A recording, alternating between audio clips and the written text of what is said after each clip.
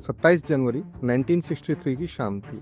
दिल्ली के national stadium में तत्कालीन राष्ट्रपति डॉक्टर राधाकृष्णन और प्रधानमंत्री पंडित जवाहरलाल नेहरू मौजूद थे। पूरा स्टेडियम खचाखच भरा हुआ था। माइक पर लता मंगेशकर एक गीत गा रही थी। गीत के बोल कुछ यूं थे। मेरे वतन के लोगों, जरा आँख में भर लो पानी। स्टेडियम में शायद ही कोई ऐसा व्यक्ति हो जिसकी आंखों में आंसू ना आए हो, लेकिन विडंबना यह थी जिन शहीदों के लिए गीत गाया जा रहा था उनकी सच्चाई 17,000 फीट ऊपर बर्फ में अभी भी दबी हुई थी और उस सच्चाई को बाहर आना अभी तक बाकी था। नमस्कार दोस्तों, मैं हूं मनोविक। आज के वीडियो में हम बात करेंगे रेजांगला के उन बहादुर शूरवीरों की जिनके हौसले और जज्बे के सामने पहाड़ों की ऊंचाइयां भी छोटी पड़ गई थी।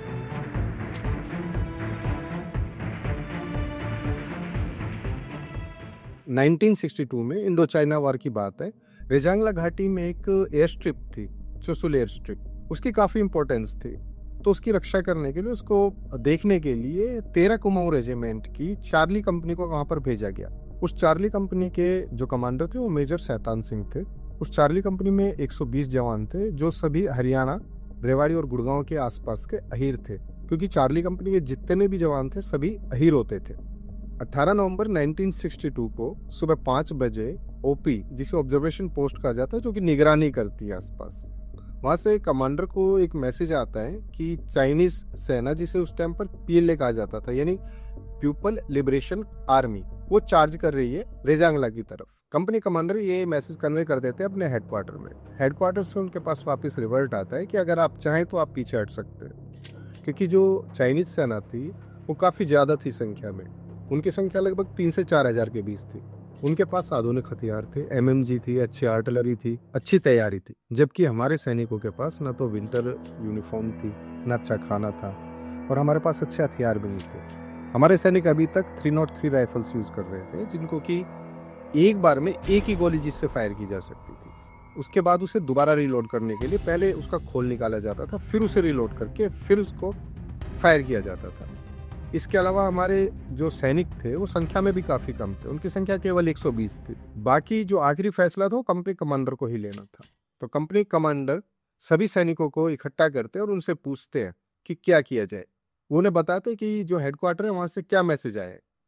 सभी सैनिक एक स्वर में बोलते हैं कि हम अपनी पोस्ट नहीं छोड़ेंगे। सैनिकों की ये बात सुनकर कंपनी कमांडर कहते हैं, ठीक है, अगर आप ऐसा चाहते हैं तो अब हम पीछे नहीं हटेंगे, हम लड़ाई करेंगे आखिरी आदमी तक और आखिरी गोली तक। इस कंपनी में जितने भी सैनिक थे वो सभी हरियाणा और आसपास के क्षेत्र के थे। उन्होंने अपने जीवन में पहले कभी भी इतने ऊंचे पहाड़ नहीं देखे थे और उन्हें कोई अनुभव भी नहीं था ऐसी जगह पर लड़ाई लड़ने का। ज्यादातर जो सैनिक थे वो रानीखेत और बारामुल्ला से आए थे।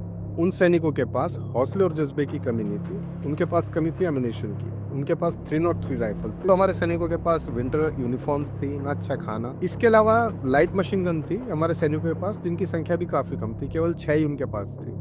3 इंच के कुछ मोर्टार उनके पास थे। इसके अलावा कुछ भी उनके पास ढंग के हथियार नहीं थे, आर्टिलरी भी बिल्कुल नहीं थी। सबसे बड़ा चैलेंज था वो था वहाँ का एटमॉस्फेयर। वहाँ का तापमान -25 से -30 डिग्री तक था। हड्डियों को अंदर तक चीर देने वाली ठंडी हवाएं वहाँ पर चल रही थी। इसके बावजूद हमारे सैनिकों ने पीछे हटना मंजूर नहीं किया। सुबह लगभग 6:30 बजे कुछ चीनी सैनिक एडवांस करते रेजांगला की तरफ। कंपनी कमांडर अभी आदेश नहीं देते फायर करने का, वो कहते हैं इन्हें कुछ और नजदीक आने दो। जब चीनी सैनिक 50 से 60 मीटर दूर रह जाते हैं रेजांगला की पोजीशन से, तो कंपनी कमांडर आदेश देते हैं कि फायर कर दो। जैसे ही आदेश मिलता है हमारे सैनिकों ने सारा बारूद चीनी सैनिकों के सीने में उतार दिया। चीनी सैनिक वहीं ढेर हो गए। चीनी सैनिकों का पहला अटैक विफल कर दिया जाता है, लेकिन अभी इस तरह के 7 से 8 अटैक होने अभी बाकी थे। हमारे सैनिकों की गोलियां धीरे धीरे खत्म होती जा रही थी, क्योंकि उनके पास केवल 600 राउंड ही मौजूद थे। चीनी सैनिकों के लगातार अटैक के बाद हमारे कुछ सैनिक भी शहीद हो चुके थे। 120 में से केवल 25 से 30 सैनिक अभी बाकी रहे। कंपनी कमांडर अलग अलग पोजीशंस पर जाकर अपने सैनिकों का हौसला बढ़ा रहे थे। वो उन्हें बता रहे थे कि हो सकता है हमें जीत ना मिले, लेकिन हमें वीरगति जरूर मिलेगी, और धन्य वो सैनिक जो कि इस वीरगति के लिए भी लड़ाई कर रहे थे। कैसा महसूस होगा आपको कि अगर आपको पता हो कि अगले कुछ घंटों में आपकी मौत होनी तय है, लेकिन फिर भी आप लड़ते रहे अपने खून की आखिरी बूंद तक। चाइना की तरफ से एक एमएमजी ने काफी तबाही मचाई हुई थी। हमारे सैनिकों को लगातार भारी नुकसान वो पहुंचा रही थी, लेकिन हमारे एलएमजी की रेंज से वो काफी दूर थी। हमारी एलएमजी उसको डिस्ट्रॉय नहीं कर पा रही थी। इसी दौरान दो भाई सिंहराम और गुलाब सिंह वो कहते हैं कंपनी कमांडर से कि साहब हम जाएंगे और इस एमएमजी को डिस्ट्रॉय करेंगे। कंपनी कमांडर कहते हैं तुम कैसे इसको तबाह करोगे, कैसे इसे डिस्ट्रॉय करोगे? वो कहते हैं साहब हम कैसे भी करेंगे लेकिन जाएंगे, इस एमएमजी को हम डिस्ट्रॉय करेंगे क्योंकि हमारे सैनिकों को बहुत नुकसान पहुंचा रही है। वो दोनों भाई पैदल ही चले जाते उस एमएमजी की तरफ और छुपते छुपाते उस एमएमजी से लगभग 10 फीट की दूरी पर वो रुक जाते हैं। चीनी सैनिक उन्हें देख लेते हैं और उनकी तरफ गोलियां बरसाते हैं, लेकिन फिर भी वो दोनों छलांग लगा देते उस एमएमजी की तरफ। अब एमएमजी की दूरी इन दोनों भाइयों से केवल 4 से 5 फीट की दूरी पर रही थी। वो दोनों भाई छलांग लगाते हैं, लेकिन चीनी सैनिक उन्हें गोलियों से छलनी कर देते हैं और वो 4 से 5 फीट दूर पर ही शहीद हो जाते हैं। लेकिन उनके हिम्मत और हौसले की दाद देनी होगी जिन्होंने अपने साथी सैनिकों को बचाने के लिए अपनी जान दांव पर लगा दी। इसी दौरान एमएमजी का एक बस्ट कंपनी कमांडर के हाथ में लगता है। काफी बुरी तरह घायल होने के बाद कंपनी कमांडर बेहोश हो जाते हैं। उन्हें इस हालत में देखकर दो सैनिक उन्हें एक चट्टान के पीछे ले जाते हैं और जाकर अपने सीनियर हवलदार को बताते हैं कि हमारे साहब बुरी तरह घायल हो गए हैं और उनकी हालत काफी नाजुक है। हवलदार उन दोनों सैनिकों को बोलते हैं कि चाहे जो हो जाए हमारे साहब की लाश इन चाइना के सैनिकों के हाथों में नहीं पड़नी चाहिए और तुम दोनों जाओ पूरी दुनिया को बताना कि हमने यहाँ पर कैसी लड़ाई लड़ी है। ऐसी भीषण लड़ाई लड़ते लड़ते हमारे सैनिकों के पास अम्युनिशन बिल्कुल खत्म हो चुका था। ना उनके पास अब गोलियां बाकी थी, ना गोला बारूद बाकी था। किसी भी तरह की सहायता भी उनको मिलने की उम्मीद नहीं थी। चीनी सैनिक काफी ऊपर तक नजदीक पहुंच गए थे। अब हमारे सैनिकों ने बैनेट से लड़ाई लड़नी शुरू कर दी। बंदूक के आगे जो चाकू लगा रहता है उसे बैनेट कहा जाता है। हमारे सैनिक अब बैनेट से लड़ने लगे थे, लेकिन चीनी सैनिकों ने जैकेट ऐसी पहनी हुई थी जिससे टकराकर हमारे बैनेट भी टूट गए थे। लड़ाई अब बैनेट से पत्थरों पर और पत्थरों से हाथों पर आ चुकी थी। हमारे सैनिकों ने नंगे हाथों से कई चीनी सैनिकों को मार गिराया। इस लड़ाई का अंत निश्चित था, वीरगति। फिर भी हमारे सैनिक लगातार चीनी सैनिकों से भिड़ते जा रहे थे, जो कि संख्या में उनसे काफी ज्यादा थे। वहीं दूसरी तरफ उन दोनों सैनिकों ने कंपनी कमांडर का शव बर्फ से ढक दिया और वो नजदीकी आर्मी पोस्ट पर चले गए इस घटना की जानकारी उन्हें देने के लिए। लड़ाई का अंत होता है, हमारे 113 वीर जवान वहां पर शहीद हो जाते हैं और 5 सैनिकों को चाइना की सेना कैप्चर कर ले जाती है प्रिजनर ऑफ वॉर के तौर पर। बाकी के 2 सैनिक नीचे आ जाते हैं आर्मी की पोस्ट पर। उन्हें वहां से हॉस्पिटल में भेज दिया जाता है और जहां पर उनका इलाज किया जाता है।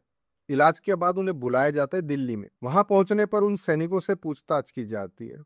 आर्मी हेडक्वार्टर और डिफेंस मिनिस्ट्री उनसे पूछते हैं बताइए वहां पर क्या हुआ था। जवाब में वो सैनिक बताते हैं साहब हमने 3000 चीनी सैनिकों से लड़ाई लड़ी थी, हमने उनका सामना किया था और हमने हार नहीं मानी थी। उनकी बात सुनकर ऑफिसर्स कहते हैं कि तुम झूठ बोल रहे हो, यू आर लायर। आप आर्मी में आपको झूठ नहीं बोलना चाहिए, वहां पर कोई ऐसी लड़ाई नहीं लड़ी गई और तुम भाग कर आ गए अपनी पोस्ट छोड़कर। लेकिन जवान फिर भी बोलते हैं नहीं साहब हम सच बोल रहे हैं, हमने वहां बहुत लड़ाई लड़ी थी, हमने बहुत अच्छे तरीके से चीनी सैनिकों का सामना किया। ऑफिसर्स कहते हैं ठीक है हम एक पार्टी भेजते हैं और वो देखते हैं वहां पर क्या हुआ है। लेकिन ये जो समय था, इस समय पर रेजांगला में काफी बर्फ जम जाया करती थी, तो वहां पहुंचना पॉसिबल ही नहीं था। उन सैनिकों की बात को नहीं माना जाता है।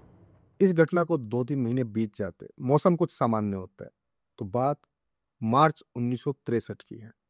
एक पार्टी तैयार की जाती है ये चेक करने के लिए कि देख कर आइए रेजांगला में आखिर हुआ क्या था, कहाँ गए वो सैनिक, वापिस क्यों नहीं आए, कहाँ भाग गए हैं वो। उन सैनिकों की बात नहीं मानी जाती। इस घटना को 2-3 महीने बीत जाते हैं। फरवरी 1963 में एक लद्दाखी गडरिया चुशुल से रेजांगला के बीच में अपनी भेड़ें चराने जा रहा था। अचानक वो देखता है कि बर्फ कुछ पिघल चुकी थी और बर्फ के नीचे उसे काफी सैनिकों के शव दिखाई दे रहे थे और नजदीकी आर्मी पोस्ट पर इस बात की जानकारी देता है। वहां से आर्मी हेडक्वार्टर में ये मैसेज पहुंचाया जाता है। इस बात को सुनकर एक सर्च पार्टी आर्मी हेडक्वार्टर की तरफ से तैयार की जाती है और उसे रेजांगला भेजा जाता है। आर्मी हेडक्वार्टर से तैयार सर्च पार्टी रेजांगला में जाकर जो देखती है उसको देखकर उनके पैरों के नीचे से जमीन निकल जाती है। उनको वहां पर 113 सैनिकों के शव मिलते हैं, जैसा कि ठीक 3 महीने पहले उन सैनिकों ने आर्मी हेडक्वार्टर में बताया था। वहां के दृश्य इतने शॉकिंग थे कि कोई भी हिल जाए, किसी की भी रूह कांप जाए।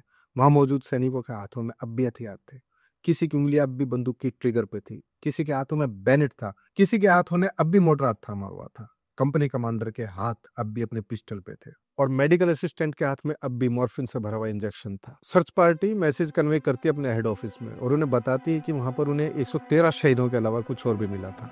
वो थे चीनी सैनिकों के 1300 शव जो कि यहाँ वहां बिखरे हुए थे। उनके हथियार भी वहां पर नष्ट किए गए थे, जगह जगह मोर्टार एमएमजी डिस्ट्रॉय की गई थी। धीरे धीरे इस बात की चर्चा चारों तरफ होने लगती है। वो 5 सैनिक जिन्हें कैप्चर किया था चीन ने, वो भी अब बहादुरी दिखाते हुए किसी तरह से चीन की कैद से छूटकर वापस अपने देश आ जाते हैं। और चीन, जो कि कभी भी एडमिट नहीं करता कि उसका कितना नुकसान हुआ है, उसने भी माना कि उसने इस लड़ाई में 500 से ज्यादा सैनिक अपने गंवाए थे। अब बात आती है शहीदों के अंतिम संस्कार की। उस समय ऐसा कोई नियम नहीं था कि जवानों के शव उनके घर तक पहुंचाए जाए। जवानों के शव उनके घर तक पहुंचाने का नियम कारगिल के वॉर के बाद बनाया गया था। उससे पहले उसी स्थान पर उनका अंतिम संस्कार कर दिया जाता था उनके धर्म के अनुसार। क्योंकि रेजांगला के सभी शहीद हिंदू थे, तो उनके अंतिम संस्कार के लिए लकड़ियों की आवश्यकता थी, और इतनी ऊंचाई पर बर्फ में इतनी लकड़ियों का इंतजाम करना काफी मुश्किल था। इस बात को देखते हुए कुछ गांव के लोग आते हैं और राय देते हैं कि हमारे गांव में एक पुराना स्कूल है जो कि अब इस्तेमाल नहीं होता है। इस बात को देखते हुए पास के गांव के कुछ लोग आते हैं और वो कहते हैं कि उनके गांव में एक पुराना स्कूल है जो कि अब इस्तेमाल नहीं होता है। उस स्कूल की लकड़ियों का यूज किया जा सकता है सैनिकों के अंतिम संस्कार के लिए। तो सेना के कुछ लोग जाकर उस स्कूल को तोड़ते हैं और उसकी लकड़ियों का इस्तेमाल करते हुए अच्छे तरीके से शहीदों का अंतिम संस्कार करते हैं। उन वीरों की याद में रेजांगला में एक वॉर मेमोरियल बनाया गया, जो कि उन सैनिकों की हिम्मत और हौसले की मिसाल है। रेजांगला बेशक हम जीत नहीं सके, लेकिन हम जीत गए उस हौसले और हिम्मत की लड़ाई में। कहते हैं कि उन जवानों ने पहले कभी इतने ऊंचे पहाड़ नहीं देखे थे, लेकिन हकीकत ये है कि उन ऊंचे पहाड़ों ने भी कभी इतना बड़ा जज्बा नहीं देखा होगा।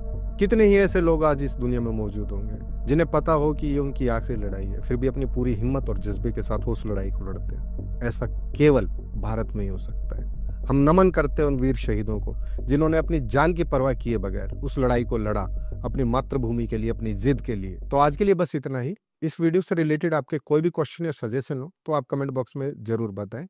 अगर आपको वीडियो पसंद आई हो तो इसे लाइक कीजिए, शेयर कीजिए और हमारे चैनल को सब्सक्राइब कीजिए। तो मिलते हैं जल्दी अगली वीडियो में। धन्यवाद।